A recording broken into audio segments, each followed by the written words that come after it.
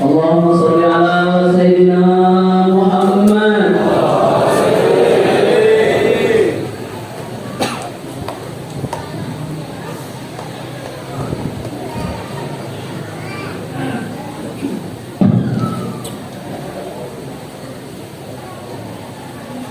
Bismillahirrahmanirrahim.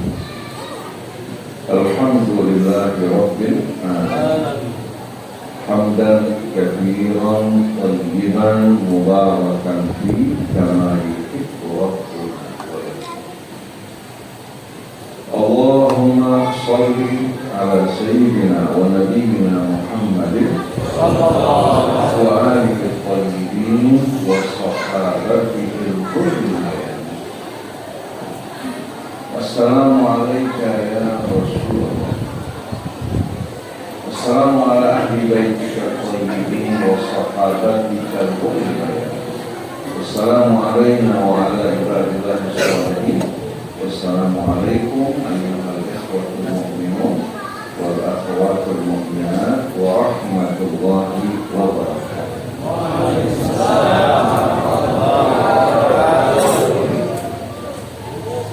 Alhamdulillah wa syukurlah.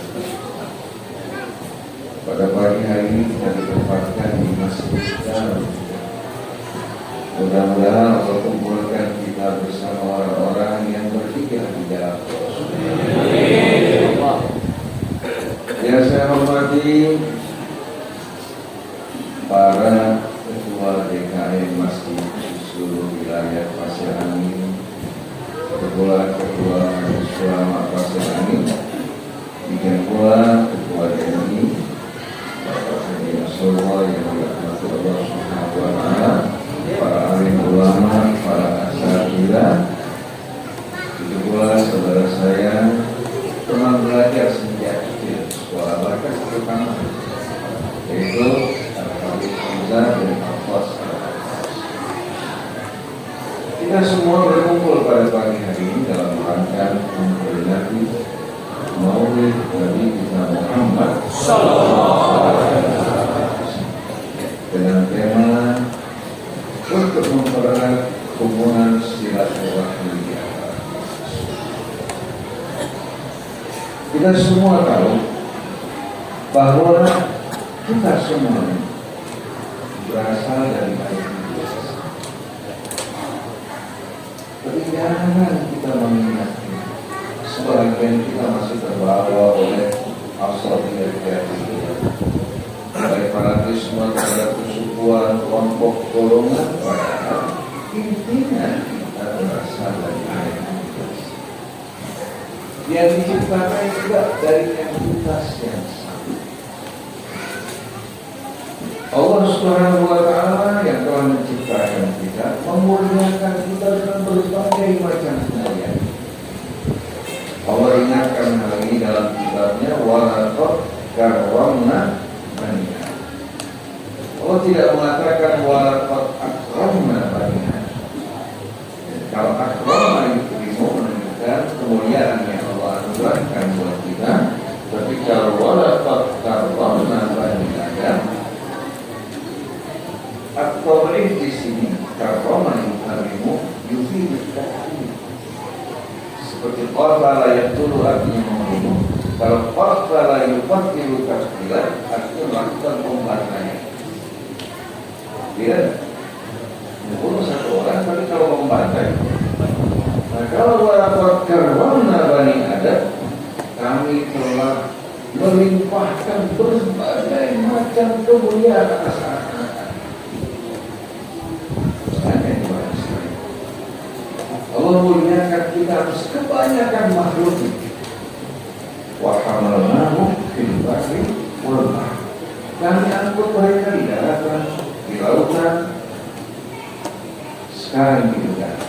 Allah mengisyaratkan hal dalam surat Yasin, wa ayatul lahum anna hamalna dzurriyyatahum fil fulki wa khalaqna lahum min mithlihi. Dan kami telah menciptakan yang serupa dengan bahtera tersebut, apa yang mereka bakal tunggangi di masa akan datang. Bukan berlayar di atas air, berlayar di atas udara.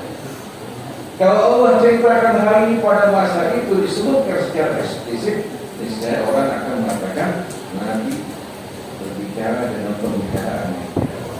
Allah berikan isyarat. Warazaqnahum minat thayyibat, kami anugerahkan mereka dari berbagai macam rezeki yang baik.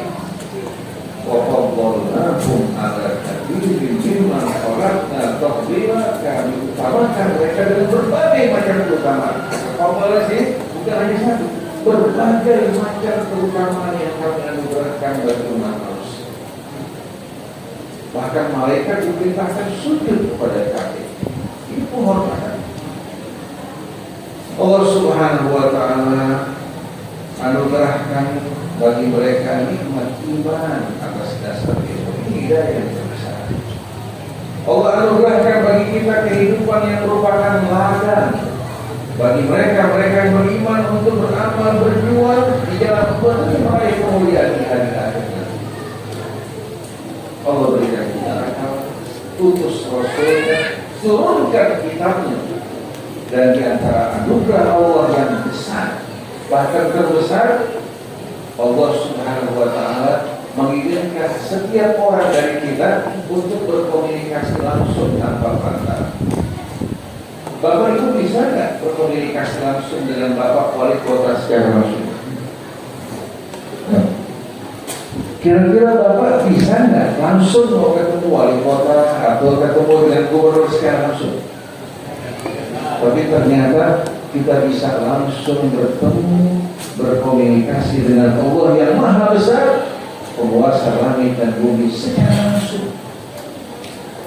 Hajat kita, kebutuhan kita, harapan kita semua ada pada Allah. Amri insani ma'tamana walillahil akhiratu wal ula. Apakah manusia ingin mendapatkan apa yang kita mintakan dan diinginkan? Semuanya ada di tangan Allah yang di hari akhirat pun dalam kehidupan. Oleh karena itu Allah mengatakan wa idza sa'alaka ibadi anni fa inni, dengan janji ujibu da'watan da'i ibadah. Allah tidak mengatakan faqul, katakan wahai Rasulullah, tapi langsung Allah mengatakan fa inni qarib, aku akan dekat.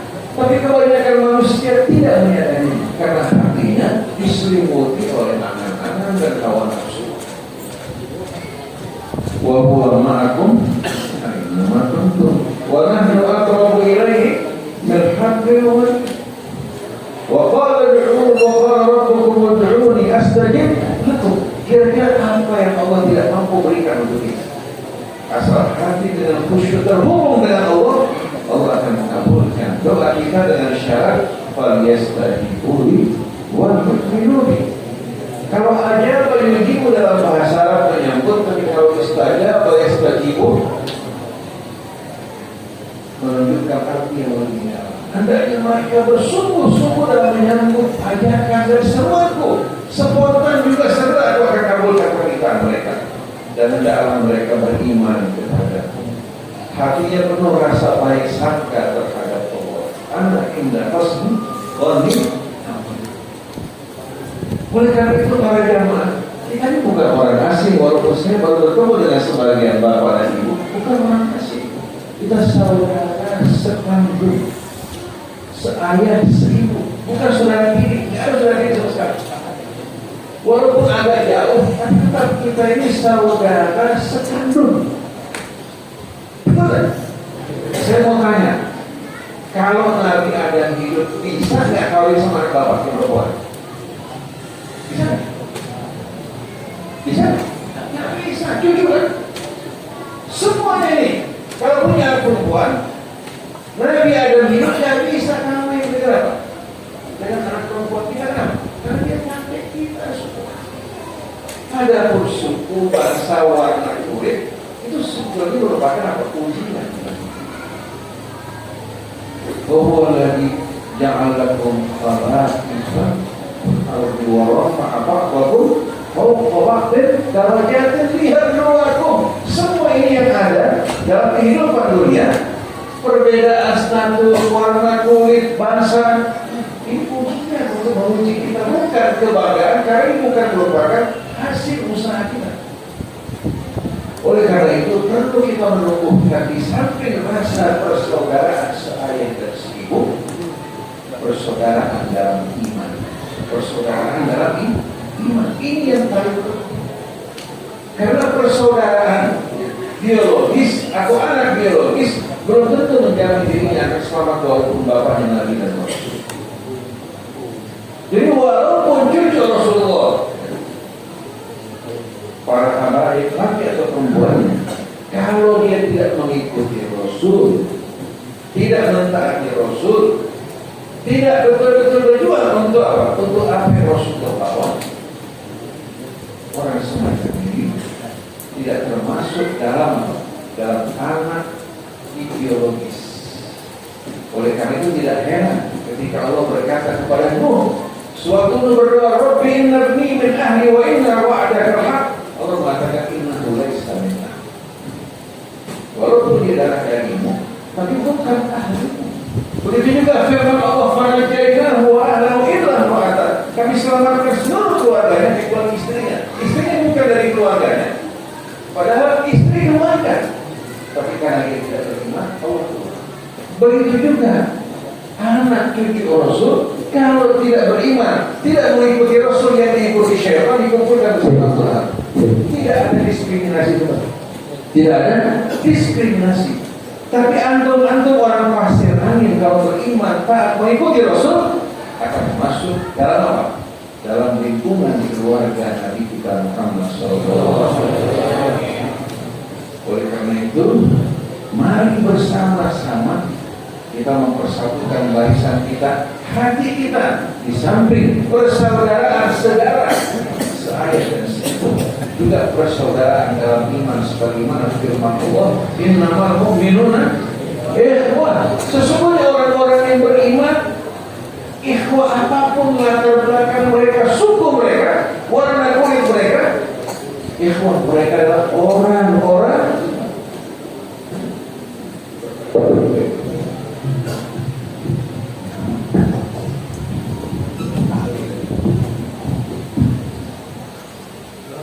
jadi innamal mu'minuna ikhwah. Kita tahu dalam bahasa Arab innama itu ada tuhasrin wa qasrin. Artinya menunjukkan arti pembatasan. Sesungguhnya orang yang beriman, apapun latar belakang mereka, mereka adalah orang-orang yang bersaudara. Oleh karena itu persaudaraan dalam iman ini yang diakui oleh Allah Subhanahu wa Ta'ala.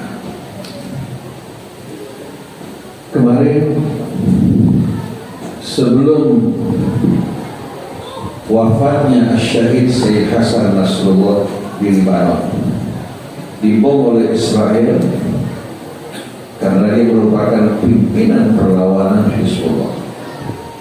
Antum dengar semua. Saya pernah bersama Mercy berangkat ke Libanon, masuk di wilayah selatan Hizbullah. Ahlus Sunnah sama mereka bersatu padu saling mencintai. Yang satu kawin dengan yang lain, mereka bersatu bahkan dalam perjuangan saat ini. Yang dianggap yang bergabung dalam Hizbullah hanya orang Syiah. Ahlus Sunnah pemuda-pemuda ini bergabung bersama-sama, apalagi untuk membela saudara mereka di Palestina. Syekh Hasan 32 tahun dia berjuang tanpa letih dan lelah. Sebagian besar waktunya tidur dan berdiam di muka karena Israel mengincar diri. Jadi sebagian besar waktunya bukan di permukaan, tapi dalam muka. Pada saat-saat akhir dia menyadari bahwa dirinya akan kembali kepada Allah. Sebelum dia kembali, dia mengatakan kepada Israel, innakum la ta'lamuna man tuqatilun. Kalian tidak tahu siapa yang kalian perangi. Innakum tuqatiluna abna'a Muhammadin wa abna'a Ali wa Hasan wa Husain wa abna'a sahabati Abi Bakr wa Umar. Yang kalian perangi ini anak-anak Rasulullah, anak-anak keluarga Rasul, anak-anak sahabat Rasul. Kata abna beda dengan aulad. Kalau aulad anak biologis, tapi abna di sini menunjukkan semuanya mereka ini anak Rasulullah dengan syarat iman kepada Allah, mengikuti Rasul. Antum semua akan masuk dalam abna Nabi kita Muhammad Sallallahu Alaihi Wasallam. Dalilnya apa? Dalam Quran. An-Nabiyyu awla bil mu'minina min anfusihim wa azwajuhum ummahatuhum. Nabi itu lebih awla, lebih utama terhadap orang yang beriman daripada diri mereka sendiri. Dan istri-istri Nabi adalah ibu-ibu orang yang beriman. Kalau istri Nabi ibu orang yang beriman, siapa bapaknya para jamaah sekalian? Siapa bapaknya? Nabi. Betul kan? Sekarang kita di dunia, bapak kita fulan, anak kita fulan. Begitu sampai di hari akhirat nanti, fa idza nufikha fis-sur fala ansaba bainahum yawma idzin wala yatasal. Begitu sangkakala ditiup, maka hubungan nasab pada hari tersebut tidak lagi berlaku sebagaimana berlaku dalam kehidupan dunia. Bapak merawat anaknya, mengasuh anaknya, menyelamatkan anaknya, anak menyelamatkan orang tua. Pada hari tersebut hubungan nasab hilang dan tidak pernah sampai datang hisab. Faman thaqulat mawazinuhu faulaika humul muflihun. Yang berat timbangan amalnya siapapun dia, mau orang Pasir Angin, orang Soklak, orang Bogor, orang Sukabumi, orang Arab, orang Cina, timbangan mereka berat dengan iman dan takwa mereka, apalagi berjihad di jalan Allah, mereka orang yang beruntung. Wa man khaffat mawazinuhu faulaika alladziina khasiru anfusahum fi jahannam khalidun. Yang timbangan mereka ringan, mereka orang yang mengalami kerugian yang betul-betul besar, kerugian segala-galanya dalam api neraka jahanam. Mereka kekal untuk selama. Termasuk paman Nabi Abu Jahal, termasuk cucu-cucu Nabi yang tidak menyukai Nabi dan jalan hidupnya bersama Tuhan. Tapi antum orang Pasir Angin, kalau beriman bersatu dalam agama Allah, tidak berpecah belah dan mengajak kepada sunnah Rasul, antum bakal masuk dalam abna Rasulullah SAW. Oleh karena itu bererat persaudaraan kita dalam iman. Innamal mu'minuna ikhwah fa aslihu baina akhawaykum wattaqullaha la'allakum turhamun. Perbaiki hubungan saudara di antara kalian dan bertakwalah kepada Allah. Jangan menunjukkan asabiyah jahiliyah agar kalian dirahmati oleh Allah. Jadi Syekh Hasan berhasil menyatukan Syiah di bawahnya, Ahlus Sunnah dari berbagai macam kalangan dan keluarga dalam nama abna Rasulullah Sallallahu Alaihi Wasallam. Kira-kira rindu gak hari menjadi anak-anak Rasul?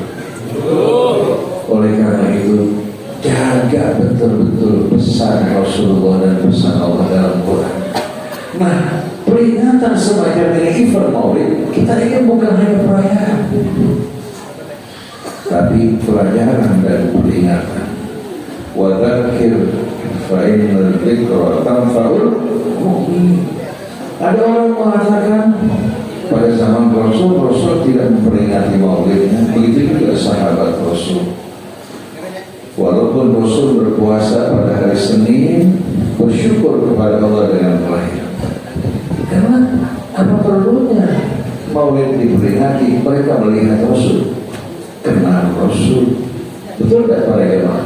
Para sahabat juga masih harap, tabi'in juga masih bisa mendengar kehidupan Rasul dengan segar.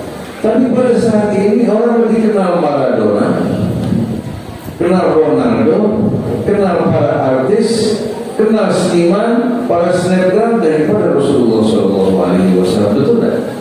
Oleh karena itu perlu ada peringatan. Jangan hanya perayaan menunjukkan kegembiraan, tapi yang penting peringatan. Qad aflaha man tazakka wa dzakara isma rabbih.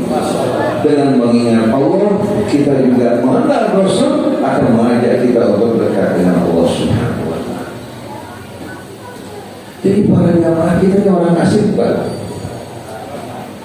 Perlu nggak kita saling bertepuk dada membanggakan diri? Saya mau tanya, saya yang pilih bapak ibu saya bukan? Saya yang pilih saya menjadi atas. Oh, oleh karena itu kalau saya banggakan sama dengan iblis. Ana khairun minhu khalaqtani min nar wa khalaqtahu. Nah, kalau orang seperti ini pasti dikumpulkan bersama iblis. Hendaknya kita bersyukur pada Allah dengan nikmatnya.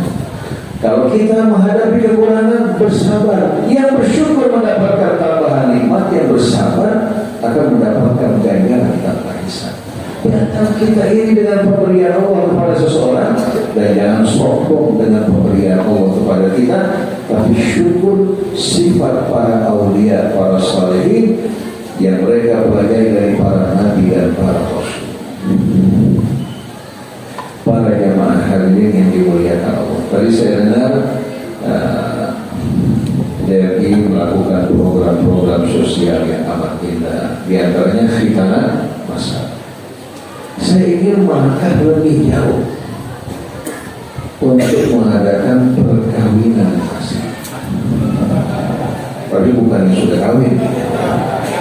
Jangan DKM yang tampil ke depan. Hanya saya seru ibu-ibu nanti. Kita di Sunda Kelapa, kebetulan saya salah satu dewan pakar di Sunda Kelapa. Ada majelis ta'aruf antara pemuda muslim dan pemudi muslim. Pernah sebelumnya pada masa asal mahmud kita mengadakan perkawinan massal. Orang-orang yang mau menikah terkadang kendalanya dia.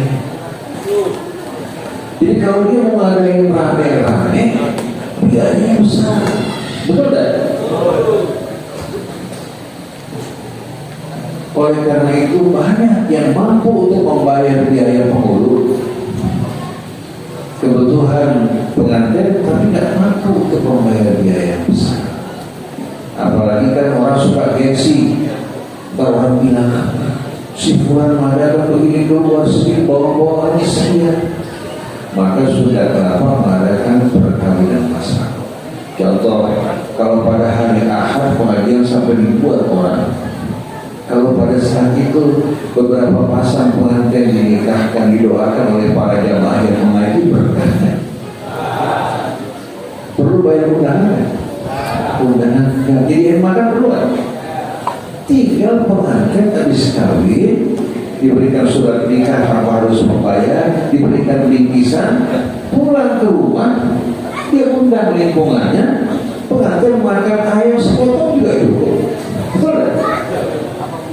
Nah, kalau dalam hidup ada masjid-masjid yang lain mengadakan perkawinan, siapa yang mau menikah, kita persilakan pada sholat Jumat. Habis sholat Jumat kita nikah. Habis pengajian mingguan kita nikahkan. Seperti di Mesir dulu sewaktu saya belajar di Al-Azhar. Kita sholat di Masjid Abbasiyah. Itu kalau sholat Jumat bisa 10.000 orang yang hadir. MC mengatakan habis sholat Jumat kita akan menikahkan ikhwan kita. Tolong jangan keluar terlebih dahulu. Selesai sholat Jumat, Syekh Hafidh Abdul Salamah khutbah nikah satu kali. Lalu pasangan pengantin datang ke hadapan nikahkan satu persatu. Selesai mendapatkan doa dari ribuan orang. Tanpa harus mengeluarkan biaya undangan, tanpa harus mengeluarkan makanan. Mereka pulang ke rumah, sediakan makan buat tetangga sama keluarga. Besok sudah kerja lagi, nggak buang-buang. Nggak harus pergi ke Bali, harus pergi ke sana, buang-buang sia-sia. Gunakan uangnya untuk apa? Untuk bayar uang muka rumah, atau kontrak, beli penggorengan, beli panci, itu tidak. Ngapain kita banggakan diri dengan sia-sia? Nah, mudah-mudahan insya Allah hari Jumat depan ada yang nikah di masjid. Hari anak, ya. Tapi jangan DKM yang nonton. Setuju tak Pak Jemaah? Kira-kira doanya orang yang sholat Jumat, orang-orang yang menghadiri majelis taklim gimana kita? Tinggal nanti perempuan di rumah, acara ibu-ibu yang datang ke masjid cukup laki-lakinya diwakili sama orang tuanya, dinikahkan anaknya. Saya yakin ini akan lebih berkah, tidak membuang-buang uang. Saya kira ketua DPD kita setuju, insya Allah. Gimana kira-kira? Insya Allah nanti masjid-masjid di seluruh wilayah Pasir Anu menjadi contoh terdepan dalam mengamalkan sunnah Nabi kita Muhammad Sallallahu Alaihi Wasallam. Karena Allah berfirman dalam Quran dalam surat An-Nur, wa ankihul ayama minkum. Allah tidak mengatakan apa? Fakihul tidak. Kecuali pada yang kedua, yang ketiga, keempat baru apa? Wa in khiftum alla tuqsitu fil yatama fankihu ma dhaba lakum minan nisa'i mathna wa thulatha wa ruba' fa in khiftum alla ta'dilu fa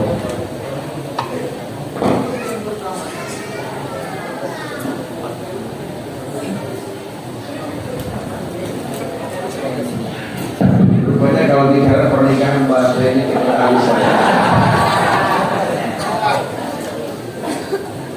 jadi kalau untuk pertama kali kewajiban orang tua adalah wa in khiftum Allah wa ankihul ayama minkum was-salihina min ibadikum wa imanikum. Kawinkanlah, bukan kawinlah.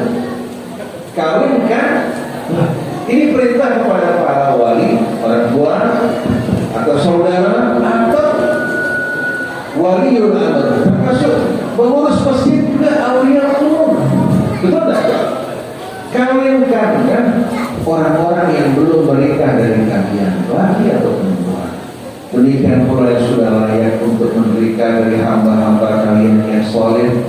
Kemudian, iyyakum fuqara yughnihimullahu min fadlih. Kalau mereka sebelum menikah dalam keadaan fakir, Allah akan berikan mereka rizki dari keutamaan yang bukan hanya usaha, dari keutamaan. Saya waktu mau menikah dulu, begitu melamar, belum punya apa-apa sama sekali. Walaupun nama dari Al-Azhar, kita nggak bisa jual ijazah kita untuk kawin, betul nggak? Orang bilang itu punya apa? Orang bilang punya Allah. Subhanallah, begitu kita melamar, diterima, datang rizki dari Allah Ta'ala, bantuan dari keluarga, bantuan dari saudara, yang membuat kita bisa bayar mahar dan menikah. Begitu kita hari sekalian selesai akad nikah, tahu nggak hadiah yang paling berguna buat kita apa? Hadiah yang paling berguna kebutuhan rumah tangga, panci, coek, pulekan, barang-barang ini yang paling berharga. Ada pun yang lain, sekedar pajangan-pajangan mewah tapi tidak bermanfaat seperti kebutuhan rumah tangga. Boleh? Nggak ada orang kawin yang mulai dengan pulekan. Oleh karena itu kalau berikan kado, hendaknya yang bermanfaat. Jangan berlebihan, tapi berguna untuk orang. Apalagi kalau orang tua dikasih rumah, kalau dibermanfaat daripada mengadakan acara. Saya kawinkan 4 anak saya, kebetulan berada pada masa Covid. Saya tanya, kamu mau rame-rame atau rumah? Dia rumah. Baik, saya nikahkan anak saya. Begitu jadi ada orang lama, saya nikahkan langsung. Maka ala kadarnya, saya lakukan rumah ala kadarnya buat dia di tanah saya. Buat dia kan aman, biar gak punya kita tahu kan. Daripada uang, kalian pergunakan untuk kebutuhan anak kita. Ini terus boleh, boleh tanya hari Hamzah. Saya nikahkan anak saya, tidak mahal-mahal, tidak pakai macam-macam. Jadi kita ingin betul-betul umat Islam menjadi saudara yang saling membantu. Sebagaimana firman Allah, wal mu'minun wal mu'minat ba'duhum awliya ba'din. Orang yang beriman, pria ataupun wanita, sebahagian mereka wali sebahagian yang lain. Kata sebahagian mereka wali sebahagian yang lain, ini maknanya apa pendalam? Berarti kawinkanlah orang-orang yang belum menikah dari kalian. Kemudian Allah jadikan dia fuqara yughnihimullahu min fadlih wallahu wasi'un alim. Kalau mereka sebelumnya fakir, Allah janjikan bagi mereka kekayaan dari hadiah keutamaan Allah, bukan dari kasih sayang. Allah Maha Luas kekayaan. Kalau bujangan rezeki yang Allah salurkan cuma setengah itu. Begitu kawin dikasih satu biji, punya anak ditambah lagi, rezeki Allah nggak pernah berkurang. Masa doanya tergantung kebutuhannya.